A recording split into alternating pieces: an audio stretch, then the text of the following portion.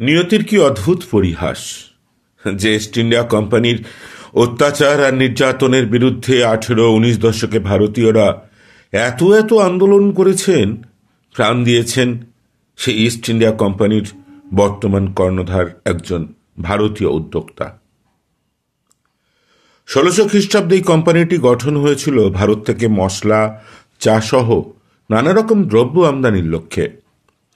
ইংল্যান্ডের রানী প্রথম এলিজাবেথ 2 শতাধিক ইংরেজ ব্যবসায়ীকে পূর্ব ভারতে ডাচ কোম্পানিগুলোর সঙ্গে প্রতিযোগিতা করার জন্য এই কোম্পানি গঠনের লাইসেন্স দেন। 18 শতকে বিশ্বের বস্ত্র ব্যবসার প্রাধান্য বিস্তার করে এই কোম্পানি। নিজেদের ব্যবসা বাণিজ্য রক্ষা করার জন্য বড় এক সেনাবাহিনী ছিল এদের, এমনকি প্রয়োজনে যুদ্ধ করবার অধিকার ছিল। ভারতে মুঘল সাম্রাজ্যের বড় একটি অংশ বলপূর্বক দখল করে নেয় এরা। পাশাপাশি বাণিজ্যিক স্বার্থে তারা অনেক নির্মম কাজ করেছে। ভারতে কোম্পানির প্রধান 3টি কেন্দ্র ছিল, যথাক্রমে মাদ্রাজ, বোম্বে এবং কলকাতা। কিন্তু 1957 সালে কোম্পানির ভারতীয় সেনারা ব্রিটিশ রাজের বিরুদ্ধে বিদ্রোহ করলে কোম্পানিটি বন্ধ করে দেওয়া হয়।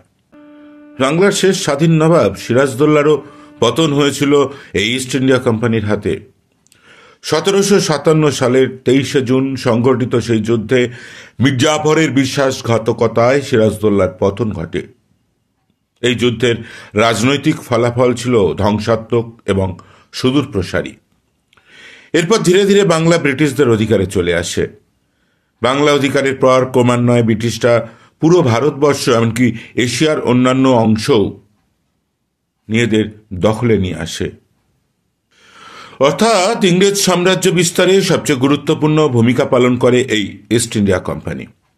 পরবর্তীকালে 1857 সালে সিপাহী বিদ্রোহের পর ভারতবর্ষ সরাসরি ব্রিটেনের রানীর তত্ত্বাবধানে চলে আসে। মাঝখানে 100 বছর ভারত এই কোম্পানির শাসনাধীন ছিল। সেই সময়ের কোম্পানির দুঃশাসনের স্মৃতি এখনো মানুষের সামষ্টিক স্মৃতিতে অম্লান। তবে এরপর ব্রিটিশ রানীর শাসনও যে খুব সুখকর ছিল তা নয়। 1857 সালে বিলুপ্ত হওয়ার পর বহুকাল ইস্ট ইন্ডিয়া কোম্পানি সুপ্ত অবস্থায় ছিল। এর স্থান ছিল স্মৃতি ও ইতিহাসের পাতায়। 2003 সালের দিকে কোম্পানিটির শেয়ার হোল্ডাররা চা ও কফির ব্যবসার মাধ্যমে একে পুনরুজ্জীবিত করার চেষ্টা করেন। 2005 সালে ভারতীয় উদ্যোক্তা Sanjeev Mehta East India Company নামটি কিনে নেন। তখন তিনি নতুন করে ব্যবসা শুরু করেন। দামি চা, কফি ও খাবার ছিল তার পণ্যে। 2010 সালে মেহতা লন্ডনের অভিজাত মেফেয়ার অঞ্চলে কোম্পানির প্রথম দোকান চালু করেন। সঞ্জীব মেহতা বলেন, যে কোম্পানি একসময় ভারতের মালিক ছিল, সেই কোম্পানির মালিক এখন একজন ভারতীয়। এটি সাম্রাজ্যকে অনেকটা পাল্টা আঘাত দেওয়ার মতন। তিনি আরো বলেন, আগের ইস্ট ইন্ডিয়া কোম্পানি পরিচালিত হতেও আগ্রাসনের ভিত্তিতে, আর এখনকার ইস্ট ইন্ডিয়া কোম্পানি চলে সহমর্মিতার ভিত্তিতে।